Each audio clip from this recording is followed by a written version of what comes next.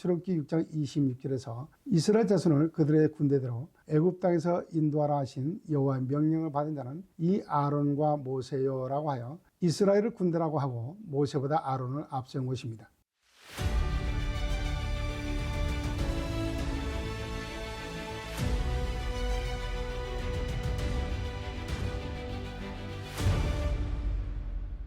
여러분 안녕하십니까? 출애굽기가 친숙해지기 8번째 영상으로 출애굽기 6장 14절로 27절의 모세와 아론의 족보적 위치와 출애굽기 6장 28절로 7장 7절의 하나님의 주권에 대하여 말씀드리겠습니다. 그러면 먼저 출애굽기 6장 14절로 27절의 모세와 아론의 족보적 위치를 보시겠습니다.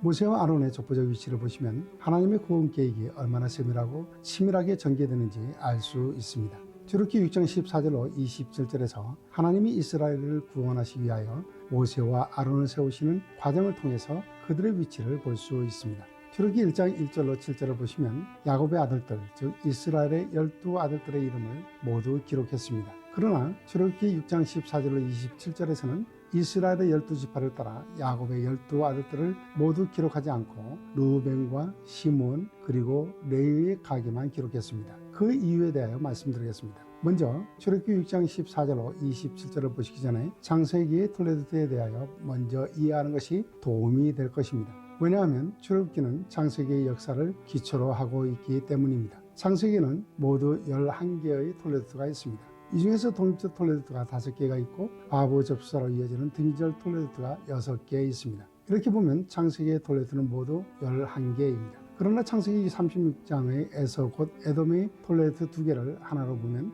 모두 10개인데 이렇게 보는 것이 일반적입니다. 그러나 본 영상에서는 10개 혹은 11개의 톨레도 중에서 5개의 동쪽 톨레도에 대해서만 간략하게 말씀드립니다. 왜냐하면 바보 접수사로 이어지는 등절 톨레도는 선택과 간과를 교차적으로 기록하고 있기 때문에 이에 대하여는 레위에 대하여 설명할 때 간략하게 말씀드리겠습니다. 그러면 먼저 창세기의 동쪽 톨레도에 대하여 보시겠습니다.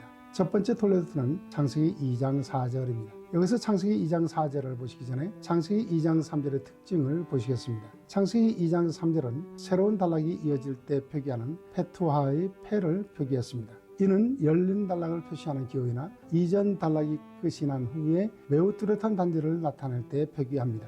그러므로 페투하의 표시는 문맥의 흐름을 조정하여 내용이 계속해서 이어지는 동안에 의미적 전환이나 강조하라는 것에서 뚜렷한 주제의 변화가 있을 때 사용하는 것으로서 문장의 흐름과 의미적 구조를 이해하는 데 매우 중요한 역할을 합니다. 이것을 적용하기 위하여 창세기 2장 3절 문장 끝에 페투하를 표기하여 창세기 2장 4절을 새로운 단락으로 전개하고 있는 것입니다. 그러면 창세기 2장 4절의 첫 번째 동쪽 톨레도를 보시겠습니다. 개역개정은 이것이 천지가 창조될 때의 하늘과 땅의 내력이니라고 번역했습니다. 본문은 엘레 톨레도 하 샤마인 베하 아레치 베이바레함으로써 이것들은 그 하늘들과 그 땅이 창조되었을 때의 결과이다입니다. 그리고 5절에서 경작할 사람이 없다는 것을 강조하고 6절에서 사람이 없는 상태를 말씀하셨습니다. 이어지는 7절에서 사람을 만드셨는데 아담과 하와입니다. 이것이 8절로 25절까지 이어집니다. 이어지는 두 번째 동쪽 톨레도는 창세기 5장 1절입니다.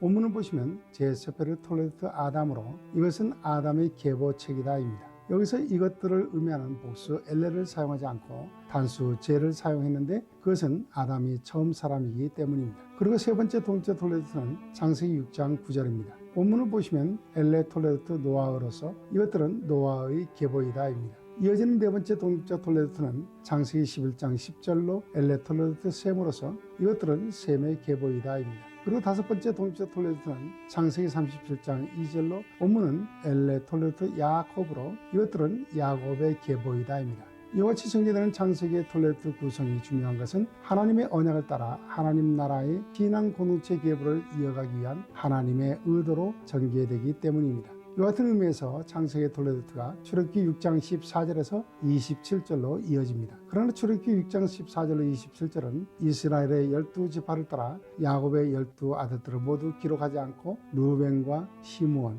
그리고 레위만 기록한 특징이 있습니다. 그러면 출애굽기 6장 14절로 27절을 보시겠습니다. 먼저 출애굽기 6장 14절입니다. 이들은 르우벤의 족장이요 라고 했는데 원문을 보시면 엘레 미시페호트 레우엔입니다. 여기서 족장이요로 번역된 미시페호트의 미시파하는 시족, 친족, 혈족을 의미합니다. 그러므로 엘레 미시페호트 레우벤은 이들은 르우벤의 혈족이요입니다. 이어서 15절을 보시면 이들은 시므온의 가족이요 라고 했는데 원문은 엘레 미시페호트 시므온입니다. 여기서 가족이요로 번역한 미시페호트의 미시파 역시 시족, 친족, 혈족을 의미합니다. 그러므로 엘레 미시페호트 시므온은 이들은 시므온의 혈족이요입니다. 그러나 16절을 보시면 레이의 아들들의 이름은 그들의 족보대로 이러하니 라고 번역했습니다. 원문을 보시면 베엘레세모트, 베네레비, 레톨, 레도탐인데 여기서 그들의 족보대로 라고 번역한 원문은 레톨, 레도탐입니다. 레톨, 레도탐의 톨레도는 계보, 결과, 세대, 후손, 역사의 의미입니다. 그러므로 베엘레세모트, 베네레비, 레톨, 레도탐은 그리고 이들은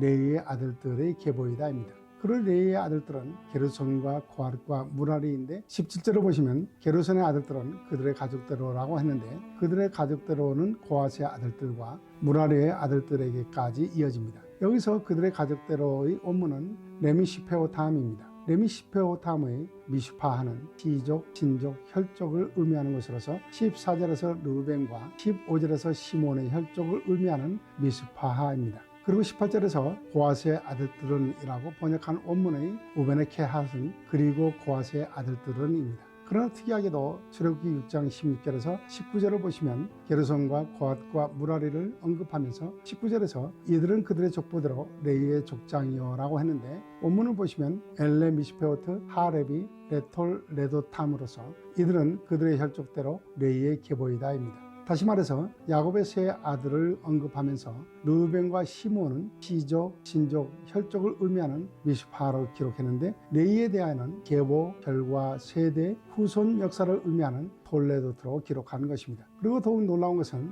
레이의 세 아들, 즉 게르손과 고핫과 무라리를 기록하면서 이들에 대하여는 미슈파로 기록하지 않고 톨레도트로 기록하는 것입니다. 뿐만 아니라 르우벤과 시몬에 대하여는 엘레로 기록한 반면 레이에 대하여는 바브 접사 등이절 톨레도트를 강조하기 위하여 베엘레라고 하여 선택의 의미를 나타내어 레이를 선택했고 레이의 아들들 즉 게르손과 고핫과 무라리에 대하여는 엘레로 기록하여 독립적 톨레도트를 강조했습니다. 이와 같은 의도는 앞으로 이들이 레이 지파로서 각각의 위치에서 하나님 나라를 위하여 하나님과 신앙 공동체를 위하여 각각의 맡은 소임으로 섬길 것을 의미하기 때문입니다. 다시 말해서 레이 지파에서 나온 아들들이 각각의 소임으로 성막에서 섬기는 일을 감당해야 하기 때문에 게르손과 고핫과 무라리를 독립적 톨레도트로 기록한 것입니다. 이와 같은 결정적인 의도는 모세와 아론의 위치의 중요성을 강조하기 위한 것입니다. 그러므로 출애굽기에서 톨레도트의 기록은 매우 의도적인 것입니다. 그러면 이제 다시 모세와 아론의 족보적 위치에 대하여 정리해 보겠습니다. 출애굽기 6장 14절로 27절을 보시면 갑자기 가족관계가 등장합니다. 그런데 이 가족관계의 근원을 출애굽기 6장 14절에서 조상을 따라 집의 어른은 이러하니라고 했는데 여기서 조상들은 이스라엘의 12아들들입니다. 그런데 이스라엘의 12아들들을 모두 기록하지 않고 오직 장자 르우벤과 그의 아들들과 시므온과 그의 아들들 그리고 레이와 그의 아들들만 기록했습니다. 여기서 중요한 것은 르우벤과 시므온에 대하여는 미스파라고 기록하여 혈족을 의미했고 레이를 기록할 때는 톨레도트라고 기록하여 계보라고 한 것입니다. 이것은 출애굽기 6장 14절로 27절의 기록에 대한 목적을 두고 있기 때문입니다. 다시 말해서 제사장 계열을 목적한 것입니다. 그러므로 출애굽기 6장 26절에서 이스라엘 자손을 그들의 군대대로 애굽 땅에서 인도하라 하신 여호와의 명령을 받은 자는 이 아론과 모세요라고 하여 이스라엘을 군대라고 하고 모세보다 아론을 앞세운 것입니다. 그런데 특이한 것은 출애굽기 6장 26절로 27절에서 이스라엘 자손을 그 군대대로 인도하라는 여호와의 명령을 받았다고 할 때는 아론과 모세라고 하고 이스라엘 자손을 애굽에서 내보내라고 말한 사람도 모세와 아론이라고 하여 출애굽기의 전체적인 지휘관으로는 모세를 앞세웠고 그 군대를 인도하는 자로는 아론을 앞세운 것입니다. 다시 말해서 성막에서의 총책임자는 아론이며 이스라엘 전체의 책임자는 모세라는 것입니다. 그리고 이들은 레위 자손이라는 것입니다. 그러므로 출애굽기에서 레위에 대하여 야곱 즉 이스라엘의 12아들들 가운데 르우벤과 시몬 다음의 아들이라는 것을 강조하여 확증한 것입니다. 그리고 레위의 아들들은 게르손과 고핫과 무랄이라고 한 후에 출애굽기 6장 18절에서 고핫의 아들들은 아므람과 이스할과 헤브론과 우시엘이라고 했습니다. 그리고 출애굽기 6장 20절에서 아므람은 그들의 아버지의 누이 요게벳을 아내로 맞이하였고 그는 아론과 모세를 낳았다고 했습니다. 이것을 간략하게 말하면 모세와 아론이 레위 지파에 속했다는 것입니다. 이어서 출애굽기 6장 23절을 보시면 아론은 아미나답의 딸 나손의 누이 엘리세바를 아내로 맞이하였고 그는 나답과 아비후와 엘레아살과 이다말을 낳았다고 했습니다. 계속해서 출애굽기 6장 25절을 보시면 아론의 아들 엘르아살은 부디엘의 딸 중에서 아내를 맞이하였고 그는 비느하스를 낳았으니 이들은 레위 사람의 조상을 따라 가족의 어른들이라고 했습니다. 여기서 중요한 것은 아론의 가족은 세세하게 기록하고 있는 반면 모세의 아들들은 즉 게르손과 엘리에셀은 기록하지 않고 있다는 것입니다. 그 이유는 성막 중심으로 이스라엘 군대를 이끌 사령탑을 구성하기 위한 목적을 두고 있기 때문입니다. 이와 같은 의미에서 항상 모세와 아론이라고 했던 것이 출애굽기 6장 26절에서만큼은 아론과 모세라고 하여 모세보다 아론을 앞세워 아론을 강조한 것입니다. 다음으로 출애굽기 6장 28절로 7장 7절은 하나님의 주권입니다. 여기서 하나님은 이스라엘을 구원하시기 위하여 바로에게 하나님의 주권을 행사하셨습니다. 그리고 출애굽기 6장 26절을 보시면 이스라엘을 군대라고 하신 후 출애굽기 7장 4절에서 내 군대라고 하시고 출애굽기 12장 17절에서 너희 군대라고 하셨습니다. 그리고 마침내 출애굽기 12장 41절에서 여호와의 군대라고 하셨습니다. 다시 말해서 창세기 35장 11절부터 출애굽기 12장 41절에서 강조하는 것 중에 하나는 교회를 의미하는 이스라엘 또는 총회 또는 12지파를 여호와의 군대라고 언급하시면서